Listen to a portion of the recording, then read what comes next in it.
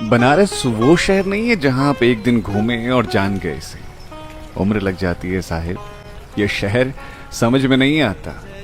जैसे मंदिर में जाते हैं ना, इत्मीनान से चप्पल बाहर उतार कर आराम से ध्यान लगाकर बैठते हैं, बस वैसे ही आना बनारस, चंचलता की पोटली को अपने शहर छोड़ आना। ये शहर आपको बताएगा कि थमना क्या होता है, जिंदगी का असली मजा क्या होता है। હે ગુડ મોર્નિંગ ગાઈસ, કેમ છો બધા? મજામાં ને? જય શ્રી કૃષ્ણ બધાને, હર હર મહાદેવ. આજના વ્લોગમાં આપનું હાર્દિક સ્વાગત છે. મસ્ત ઉઠીને અમે લોકો ફ્રેશ થઈ ગયા છીએ અને હવે અમે લોકો કાશી ફરવાના છીએ. काशी कोई नगरी नहीं, एक एहसास है.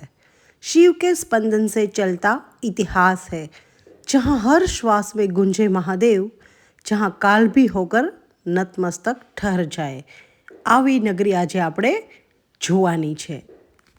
બનારસ કે કાશી તરીકે પણ જાણીતું વારાણસી શહેર ભારત દેશના ઉત્તર ભાગમાં આવેલા ઉત્તર પ્રદેશ રાજ્યના વારાણસી જિલ્લાનું મુખ્ય મથક છે. વારાણસી ગંગા નદીને તીરે વસેલું છે અને તેની ગણના વિશ્વના સૌથી જૂના વસેલા અને સતત વસવાટ કરતા શહેરોમાં થાય છે. વારાણસીમાં 12 જ્યોતિર્લિંગ પૈકીનું એક વિશ્વેશ્વર મંદિર આવેલું છે. આદિકાળથી જ વિદ્યા માટે પ્રસિદ્ધ આ શહેરમાં આજના આધુનિક યુગમાં પણ વિશ્વ પ્રસિદ્ધ બનારસ હિન્દુ વિશ્વવિદ્યાલયને કારણે ઉચ્ચ કોટીની વિદ્યા પ્રાપ્ય છે. કાશીના ધાર્મિક મહત્વને કારણે જ ગુજરાતીમાં કહેવત છે ને કે સુરતનું જમણ અને કાશીનું મરણ. કાશી આ સંસારની સૌથી પુરાણી નગરી કહેવાય છે.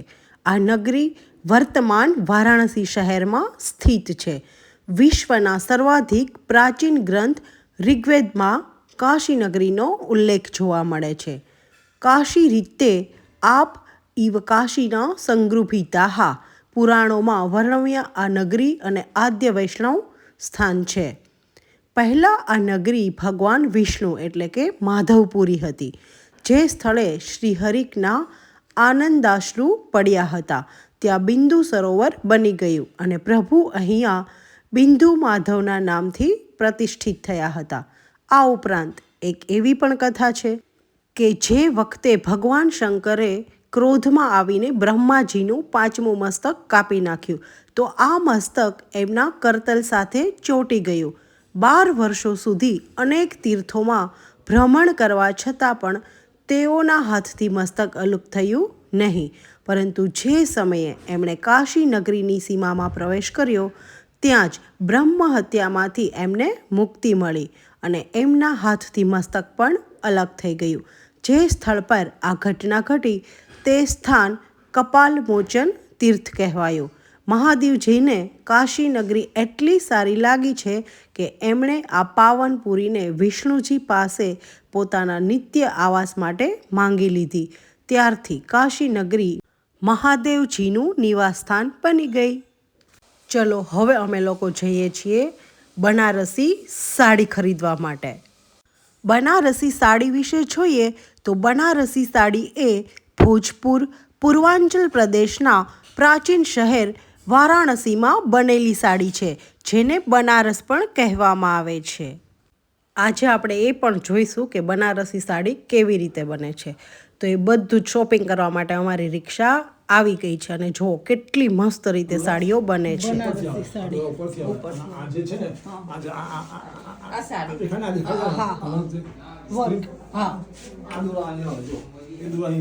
સાચી વાત છે. પાછળથી આવે છે, વચ્ચે પેલા દોરા છે સાદા છે ને, હમણાં ડિઝાઇન બને છે.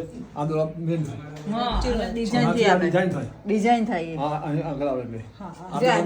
નીચે જો કેટલી સરસ સાડી છે. કેટલો મસ્ત જો બનારસી આ નીચે વાઈટ જો કેટલો મસ્ત મશીન છે જો બનારસી સાડીનો. આ મશીન કમસે કમ મારા ધારામાં 8 થી 10 કલાક જો એટલા મસ્ત તાર છે આગળ પાછળ ગોઠવેલા અને આટલી મસ્ત સાડી બને છે.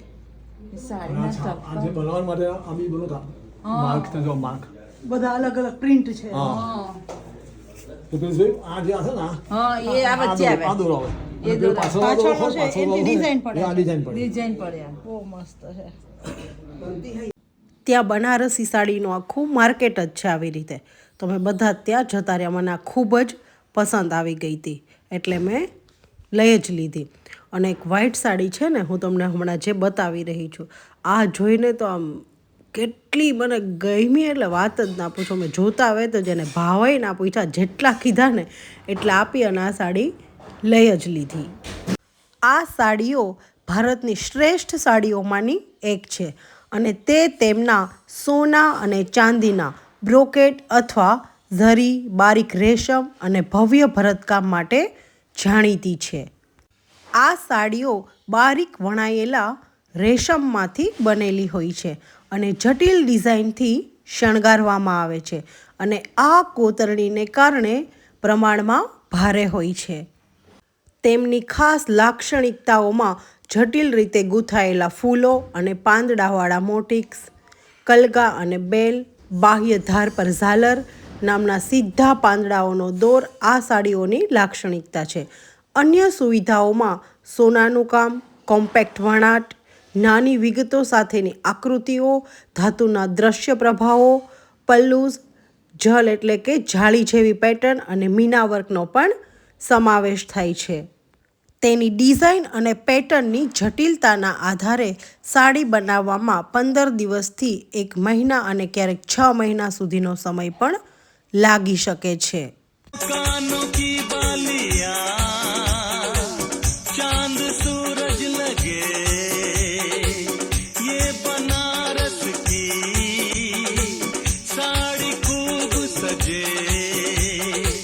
હવે આપણે જઈ રહ્યા છીએ કાશીમાં આવેલું સ્વામિનારાયણ મંદિર જોવા. સ્વામિનારાયણ સંપ્રદાયના સ્થાપક સ્વામિનારાયણે તેમના ધર્મવાદ અને દેવતા પૂજાના દર્શનના ભાગરૂપે મંદિરોની સ્થાપના કરી, જેને આપણે મંદિરો તરીકે ઓળખીએ છીએ. તેમણે અમદાવાદ, ભુજ, મૂળી, વડતાલ, જૂનાગઢ, ધોલેરા, ધોળકા, ગઢપુર, જેતલપુર જેવા અનેક શહેરોમાં મંદિર બનાવ્યા. આ મંદિરોમાં તેમણે નરનારાયણ, લક્ષ્મીનારાયણ, રાધાકૃષ્ણ, રાધારમણ, રેવતી બલદેવજી અને મદન મોહન જેવા વિવિધ હિન્દુ દેવતાઓની છબીઓ સ્થાપિત કરી. આ 9 મૂળ મંદિરોમાંથી દરેક તેમના ભૌગોલિક સ્થાનના આધારે અમદાવાદની નરનારાયણ દેવગાદી અથવા વડતાલની લક્ષ્મીનારાયણ દેવગાદી હેઠળ છે. સ્વામિનારાયણ સંપ્રદાયના વારસાની સૌથી મુખ્ય વિશેષતાઓમાંની એક મંદિર સ્થાપત્ય છે. સ્વામિનારાયણના જીવનકાળ દરમિયાન બંધાયેલા બધા મંદિરો કૃષ્ણના કોઈના કોઈ સ્વરૂપ દર્શાવે છે અને ત્યારથી બધા મંદિરોમાં આવી મૂર્તિઓ છે. વડતાલમાં તેમણે હરિકૃષ્ણ મહારાજ તરીકે ઓળખાતી પોતાની મૂર્તિને પવિત્ર કરી. અમદાવાદ અને વડતાલના પંથકના મંદિરોમાં તેઓ મુખ્યત્વે એક કેન્દ્રીય વેદી અથવા મંદિર છે. માનવ સ્વરૂપો મુખ્ય છે, પરંતુ સારંગપુર ખાતેના હનુમાનજી મંદિરના જાણીતા અપવાદ માટે, જ્યાં હનુમાન મુખ્ય વ્યક્તિ છે, મંદિરોમાં સાધુઓ માટે રહેવાની જગ્યાઓ તેમની બાજુમાં બનાવવામાં આવી છે.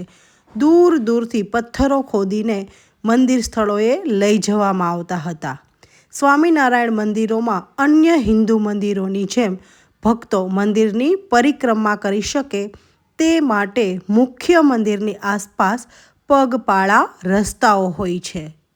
આ મંદિરોને ઘણીવાર ડિઝાઇન અને જડેલા આરસ પહાણથી શણગારવામાં આવે છે. મુખ્ય મંદિર વિસ્તાર રેલિંગ દ્વારા વિભાજિત કરવામાં આવે છે. રેલિંગની એક બાજુ સ્ત્રીઓ માટે અનામત રાખવામાં આવે છે, કારણ કે સ્વામિનારાયણે પ્રચાર કર્યો હતો કે પુરુષો અને સ્ત્રીઓને ભગવાન પર સંપૂર્ણ ધ્યાન કેન્દ્રિત કરવા માટે મંદિરોમાં અલગ રાખવા જોઈએ. પુરુષો ચોક્કસ સંખ્યામાં પ્રણામ કરી શકે છે. પુરુષોના વિભાગની સામે તપસ્વીઓ અને ખાસ મહેમાનો માટે એક નાનો વિભાગ અનામત હોય છે.